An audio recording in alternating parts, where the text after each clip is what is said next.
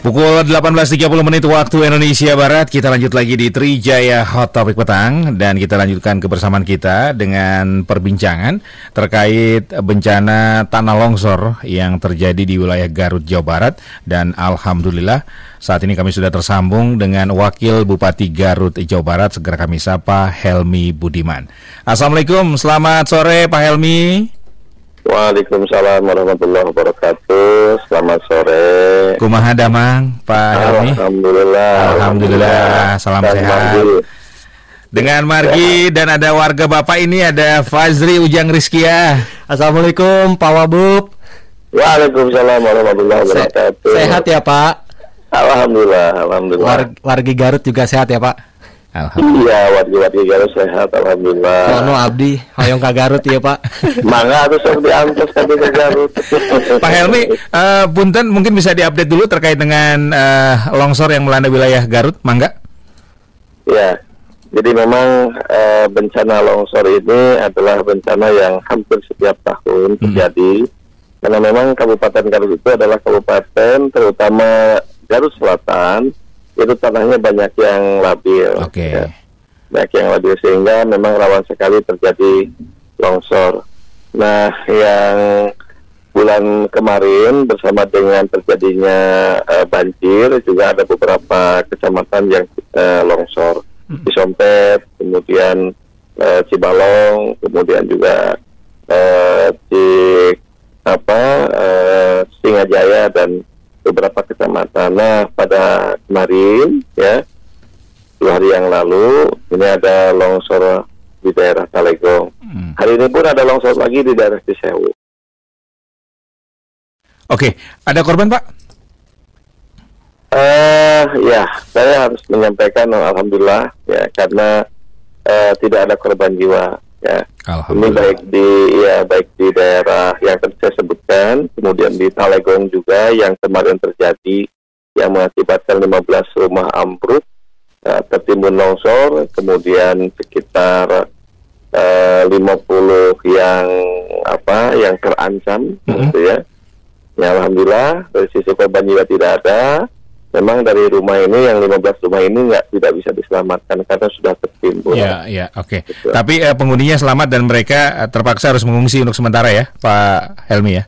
Ya, jadi memang yang di Talegong ini kita kita pusatkan di SMP, kebetulan karena siswanya kan sekarang belajar daring, jadi bisa kita gunakan. Oke, baik. Pak, itu longsornya kejadiannya pagi, siang, sore atau malam? Nah, kebetulan longsor ini sebenarnya sudah mulai terlihat ya, terdeteksi 3 harian ya, 3 hari. Makanya kita tuh berjaga-jaga, ya, berjaga-jaga. Nah, kemudian sudah kita mulai unsikan, dan ketika terjadi longsor ya pada kemarin ya pagi sekitar jam 6 ya, rumah-rumah tersebut sudah kosong. Alhamdulillah sehingga tidak ada korban jiwa. Iya. Oke, baik. Nah, Pak, ada informasi Pak penyebab longsor karena curah hujan yang tinggi atau ada faktor lain? Memang tadi ya, pertama tanahnya memang labil. Ya, daerah sana memang sudah masyarakat juga sebenarnya sudah paham dilihat dari jalan yang sering bergerak. Nah, kemudian juga ditambah dengan curah hujan yang sangat tinggi, ya, sehingga terjadilah longsor itu. Di tanah-tanah yang labil ini masih berapa banyak Pak yang masih ditinggali atau masih wilayah pemukiman? Sebenarnya daerah-daerah yang labil yang ditinggali oleh masyarakat itu sangat banyak ya. Nah, khusus untuk lokasi itu satu RT ditambah beberapa rumah dari RT yang lain. Jadi ada sekitar 55 rumah. Itu yang ada di sekitar itu yang terancam maupun yang tertimbun. Pak Helmi, bagaimana dengan mitigasi bencana? Kan memang BMKG jauh-jauh hari sudah menyampaikan warning bahwa ini masyarakat harus mengantisipasi bencana hidrometeorologi terkait curah hujan yang tinggi ataupun terkait dengan pergerakan tanah. Nah, bagaimana upaya mitigasi bencana yang dilakukan oleh pemerintah Kabupaten Garut untuk warga terutama yang tinggal di daerah rawan longsor atau rawan bencana? Ya, jadi mitigasi bencana ini ya, kita bukan hanya dalam hal pelaksanaan maupun pengawasan, tetapi dalam perencanaan pun kita sudah masukkan ya berdasarkan mitigasi bencana. Nah, tidak adanya korban, salah satunya adalah karena mitigasi bencana. Oke. Karena memang kita sulit, Pak, karena ketika kita melakukan mitigasi bencana itu rumah-rumah itu sudah berdiri. Ya, sudah banyak penduduk yang menghuni di daerah tersebut, sehingga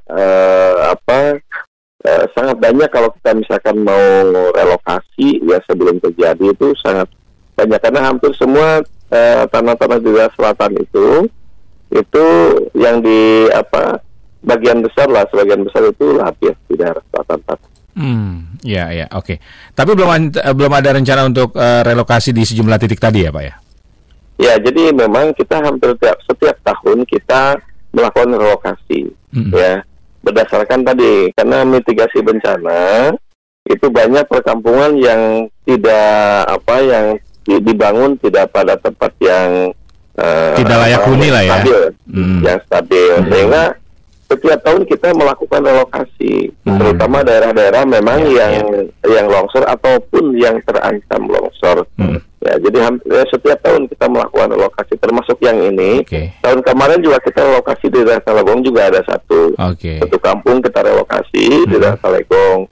Kemudian di daerah Cisompet kita juga lakukan relokasi. Jadi satu tahun itu 2 atau 3 lakukan relokasi. Karena memang kalau kita lihat dari mitigasi bencana memang harus dilakukan relokasi. Ya, baik. Dan memang rata-rata mungkin salah satu penyebab mereka keberatan karena lokasi itu dekat dengan lahan atau tempat mereka mencari makan ya, Pak Helmi. Betul. Ya memang karena kan garapannya di situ, ya. Jadi banyak memang hambatannya ketika kita misalkan mau melakukan langkah-langkah sebelum kejadian, misalkan ya ini harus pindah, banyak penyebabnya. Pertama mungkin tadi tempat kerjanya juga jadi jauh, kemudian juga lahannya juga ya mereka terbatas dan sebagainya. Oke, kalau kita melihat peta rawan bencana Kabupaten Garut saat ini sudah berapa persen, Pak, yang berhasil dilakukan relokasi? Artinya pemerintah sudah melakukan upaya maksimal untuk mengantisipasi jatuhnya korban dari bencana yang terjadi.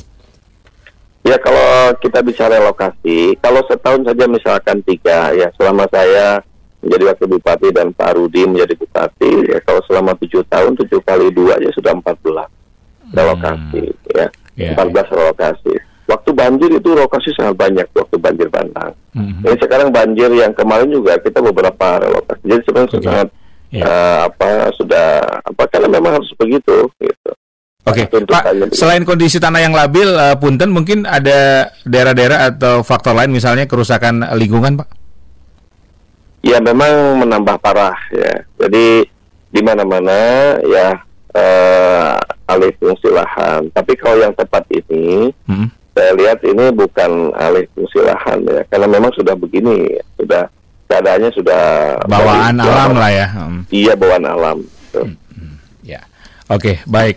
Atur nuhun Pak Helmi Budiman, semoga situasinya minta doa dari seluruh ini Ujang mau ngomong dulu nih sebagai warga Garut, mangga Ujang, mumpung ada pemimpin di Garut, mangga Ujang. Alhamdulillah. Kang Ujang, ya terima kasih. Ini Kang Ujang turut mengharumkan nama Garut, Pak Helmi. Jadi memang Ujang ini selalu bangga dengan kegarutannya. Alhamdulillah. Apa coba kegarutannya ya? Oke, baik. Iya. Sekali lagi, atur nuhun pisan ya Pak Helminya, sehat-sehat. Ya, sama-sama. Selamat sore, assalamualaikum. Waalaikumsalam warahmatullahi wabarakatuh. Demikian perbincangan kami bersama Wakil Bupati Garut, Jawa Barat, Helmi Budiman.